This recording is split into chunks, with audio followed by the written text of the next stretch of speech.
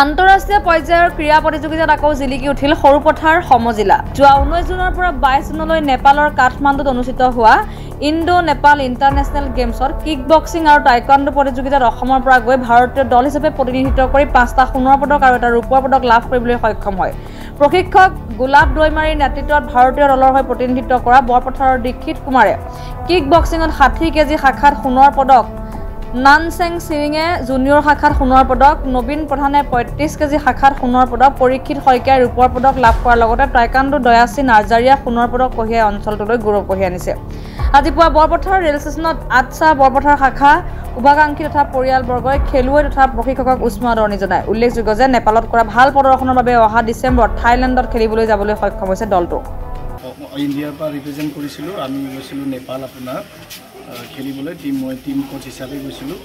আমি অসমৰ পৰা 8জনে আমি ইণ্ডিয়া টিম হৈ ৰিপ্ৰেজেণ্ট কৰিছিলোঁ আপোনাৰ। তাৰে ভিতৰত আমি 5টা সোণ পাবলৈ সক্ষম হ'লোঁ, চিলভাৰ এটা পাবলৈ সক্ষম হ'লোঁ। আপোনাৰ নেপাল কাঠমাণ্ডু টিকা ভৈৰৱত হৈছিলে খেলিটো kick boxing open championship.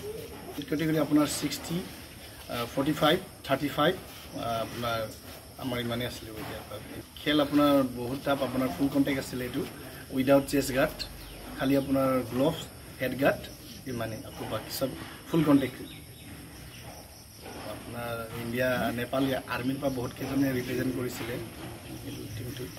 Sarupathar সমজিলাৰ বৰপথাৰ মৌজাৰ অন্তৰ্গত পৰা প্ৰতিনিধিত্ব কৰি সুদূৰ নেপালত অনুষ্ঠিত হোৱা ইণ্ডো নেপাল যি ইণ্টাৰনেশ্যনেল গেম 2025 বৰ্ষত অনুষ্ঠিত হোৱা যি গেমত ইয়াৰ বৰপথাৰ মৌজাৰ পৰা প্ৰতিনিধিত্ব কৰি প্ৰায় 5গৰাকীকৈ ছাত্ৰ আচলতে মেডেল ল'বলৈ সক্ষম হৈছে।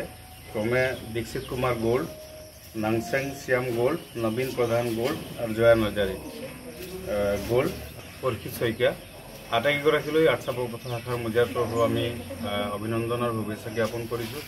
আৰু মূলতঃ আৰু এটা কথা ক'ব লাগিব, যেতিয়াৰ পৰা আচলতে আমাৰ ধনশী সৰুপথাৰ সমজিলাৰ পৰা আমাৰ লাভলীনা গোহাঁই পদক ল'বলৈ সক্ষম হৈছে। আচলতে আমি তেতিয়াৰ পৰা আমি দেখিবলৈ পাইছোঁ, তাই আচলতে আমাৰ কাৰণে সৌভাগ্য। আৰু আমি তেতিয়াৰ পৰা দেখিবলৈ পাইছোঁ যে সৰুপথাৰ সমজিলাখনত ক্ৰীড়া দিশত বিভিন্ন দিশত আচলতে আগবাঢ়িবলৈ সক্ষম হৈছে। আৰু আগন্তুক দিনত আশা ৰাখিছোঁ অনাগত দিনত আমাৰ আটছা তৰফৰ পৰা এটা প্ৰচেষ্টা থাকিব আমাৰ খেলুৱৈসকলৰ কাৰণে আগবাঢ়ি যোৱাৰ ক্ষেত্ৰত আমাৰ তৰফৰ পৰা যি সহযোগিতা লাগিব আমি চেষ্টা কৰিম তেখেতসকলক সহায় কৰিবৰ কাৰণে। আৰু আগন্তুক দিনত তেখেতসকলৰ ভৱিষ্যত উজ্জ্বল কামনা কৰিছোঁ। ডিজি বৰা ৰিপৰ্ট, নিউজ নাও 24/7।